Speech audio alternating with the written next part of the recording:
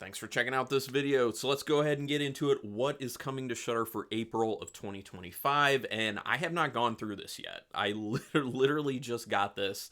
So as I'm reading through, I will be finding out for the first time as well what is coming to Shudder for April. So the first few are their Shudder exclusives and originals, which I will have no spoiler reviews up for those.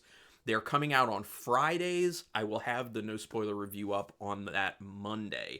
So, moral of the story is, if you want to come back to my channel and get a no spoiler opinion of how these films are looking before they hit Shudder, you can come and do that, and hopefully that's helpful for you. So let me read over the ones that are showing up for April, and they have actually 4 this time, I believe. In March, they've only had 2, I think. So they're stepping it up. This is their like halfway to Halloween celebration. So that's probably why there's more. The first one is a Shudder original called 825 Forest Road. That's coming April 4th. From the creator of the Hell House LLC franchise, Stephen Cognetti, the film centers on Chuck Wilson starting a new life after a family tragedy when he moves to the town of Ashland Falls with his wife Maria and little sister Elizabeth. But he quickly discovers that the town has a dark secret. The ghost of Ellen Foster has terrorized residents for decades since her own suicide back in the 40s. Finding Helen's old home is key to ending the hauntings, but the address they have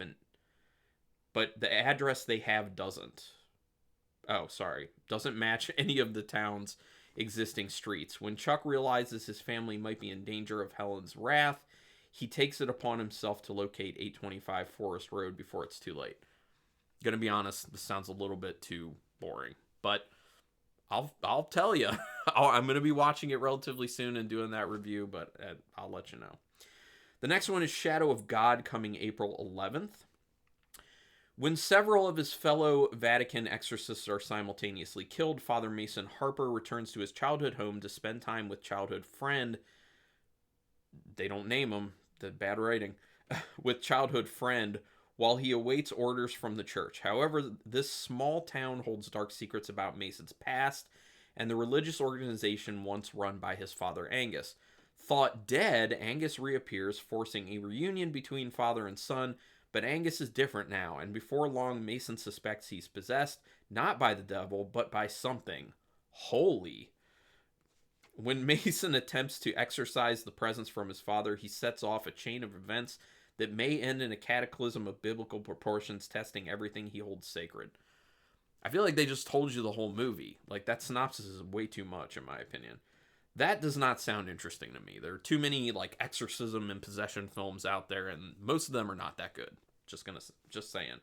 Although, the Vinegar Syndrome release recently from the 70s, The Possession of Joel Delaney, I recommend that. That was pretty cool. All right, the next film is Dead Male. This is coming on April 18th. On a desolate Midwestern country road, a bound man crawls towards a remote postal box, managing to slide a blood-stained plea for help message into the slot before a panicking figure closes in behind him. The note makes its way to the desk of Jasper, a seasoned dead letter investigator at a 1980s Midwestern post office. As he begins to piece together the letter's origins, it leads him down a violent, unforeseen path to a kidnapped keyboard engineer and his eccentric business associate. That sounds terrible. I think it has to do with the way that synopsis is written. That's horribly written. And doesn't sound exciting. All right, then the next one, Frewaka. This one's coming April 25th. Irish folk horror from Aislinn Clark, who did The Devil's Doorway, follows home care worker Shu, who is sent to a remote village to care for an agoraphobic woman who fears the neighbors as much as she fears the Nasidae. I don't know what that is. Sinister entities who she believes abducted her decades before. As the two develop a strangely deep connection, Shu is consumed by the old woman's paranoia, rituals, and superstitions, eventually confronting the horrors from her own past. Now, this one sounds interesting to me. Hopeful about this one. Then the next thing they have on here, The Last Drive-In with Joe Bob Briggs, will be on Friday, April 4th, because as we all know now, they're doing the first Friday of every month, so that is the next one. They are doing their weekly watch-alongs on Fridays. So April 4th will be the last drive-in as their watch-along. Then April 11th, Spotlight on Stephen Cognetti. They're doing 825 Forest Road and Hell House LLC Director's Cut. April 18th, their watch along is Dead Male and Glorious. Glorious is a good time. April 25th, Revenge and One Cut of the Dead. Ooh, that's the one to see for that month. Okay, so here is what's coming on April 1st, and it's a lot of movies are dropping on the 1st. April Fool's Day. Highly recommend that people see April Fool's Day if you have not. I love this film. I think it's a very underrated slasher film with a little extra to it. 9 college students staying at a friend's remote island mansion begin to fall victim to an unforeseen murderer over the April Fool's Day weekend, but nothing is as it seems. Highly recommend. See April Fool's Day. Rawhead Rex, another one that I highly recommend. This one is super fun. An ancient creature called Rawhead is awakened by its slumber near an Irish village and goes on a rampage killing anyone in sight. Yes, it's fun. Pure fun. Halloween H2O, which I actually haven't seen. Laurie Strode, now the dean of a Northern California private school with an assumed name, must battle the shape one last time as the life of her own son hangs in the balance. Then Halloween 6, The Curse of Michael Myers. Have not seen it.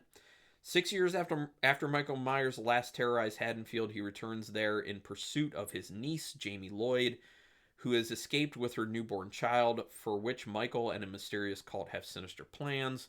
And then Halloween Resurrection, which I also have not seen. I don't really like the Halloween franchise. I like the first one and the third one. That's about it. 3 years after he last terrorized his sister, Michael Myers confronts her again before traveling to Haddonfield to deal with the cast and crew of a reality show which is being broadcast from his old home. Then we have the 1960 movie 13 Ghosts. Yes, the original.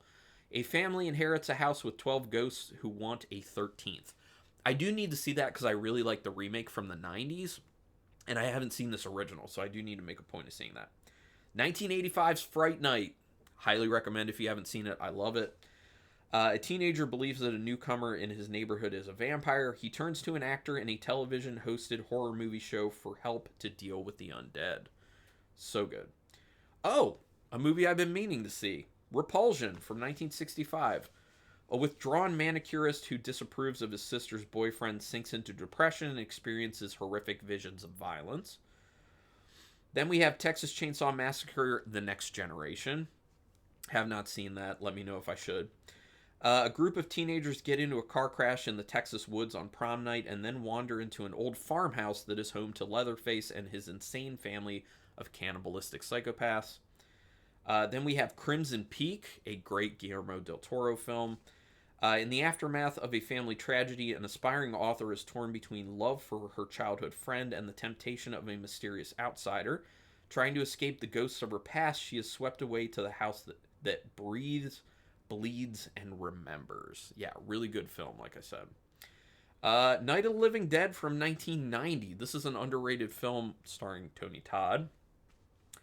When the unburied dead return to life and seek human victim, 7 refugees shelter in a house in the Pennsylvania countryside.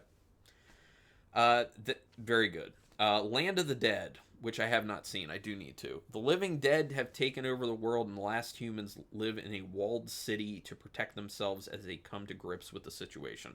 I've heard The Land of the Dead's not great, but I still want to see it because I haven't. And then the last one on April 1st, Unfriended. A group of online chat room friends find themselves haunted by a mysterious supernatural force using the account of their dead friend. I'm kind of interested in that one because I've never seen it, but let me know in the comments. Should I? And with any of these movies, let me know in the comments, what should I make sure I check out? What should I avoid, in your opinion? All right, one film coming April 5th, Intruder from 2019. Oh, dang. I thought this was the one from the 80s. Sorry. It's Intruder from 2019. A young married couple buy a beautiful house on several acres of land, only to find out that the man they bought it from refuses to let go of the property. I haven't seen this one. People let me know. Is it worth it? Okay, then the next 6 films are coming April 7th. A Cat in the Brain. This is a Lucio Fulci film. It actually looks like on the 7th, all 6 of the movies are dropping are Lucio Fulci. I like Lucio Fulci films. If you do too, check these out if you haven't seen any. A Cat in the Brain, which I will say is not great. I really don't like that Fulci film, but it is Fulci. A horror film director is stalked by a mad psychiatrist slash serial killer bent on killing people to model the killings after the director's gory death scenes from his movies. City of the Living Dead. Love this one. It's not a good story. Well, that's the case with most of Fulci's films, except his giallos that he's done. Like Don't Torture a Duckling and, Don't Torture a Duckling. That's the main one that's actually good story-wise. City of the Living Dead. A reporter and a psychic race to close the gates of hell after the suicide of a clergyman caused them to open, allowing the dead to rise from their graves. Super fun. Oh, the other one, The Psychic. That's the other giallo that Fulci did that has a good story. The next film, Manhattan Baby. It's fun. It's not good. An archaeologist opens an Egyptian tomb and accidentally releases an evil spirit. His young daughter becomes possessed by the freed entity, and upon arrival back in New York, the gory murders begin. Then The Beyond. This is one that a lot of people love. I think it's kind of overrated, but still good. A young woman inherits an old hotel in Louisiana where, following a series of supernatural accidents, she learns that the building was built over one of the entrances to hell. Then we have The Black Cat. A professor with the psychic ability to communicate with the dead uses his powers on his pet cat in order to take vengeance upon his enemies. Actually, I haven't seen that one. I do need to do that. And then The New York Ripper. This one's not for everyone. It is a giallo film, but it is more on the sleazy, sadistic side. A burned-out New York police detective teams up with a college psychoanalyst to track down a vicious serial killer randomly stalking and killing various young women around the city. If you can handle that type of stuff, I recommend it. I like that one. Then there's 2 more films. One of them is coming April 14th called Chain Reaction. A group of convicts and a doctor seek refuge from the authorities in a lodge deep in the woods, but their weird inhabitants are not friendly. That's from 2006. Sounds kind of interesting. And then the last one, April 21st, Psychomania. This one's pretty fun. I have seen it. An amiable, psychopathic leader of a violent teen motorbike gang is spurred by his mother, a Satan-worshipping spiritual medium, into committing suicide and returning to life as an undead. Undead. It's in parentheses. I don't know. Okay, so that's it. Actually, it's a good month. I think it's a good month. So let me know your opinions. What are you excited for that's coming Shudder? Go ahead and put it in the comments. And like I said, recommendations on this, ones I should stay away from, all that jazz. Do me a quick favor, subscribe to the channel if you haven't. I appreciate that support. Thumbs up on this video is another way to support me. And if you want to get involved a little bit monetarily, I have a link in the description for the 3 levels of membership I have for my channel. Not a whole lot of money, and you get some good perks for it, so check that out. And then you can hit the notification bell button. That'll let you know when I'm putting up new videos. But regardless, thank you very much for your time, and until next time, keep it brutal.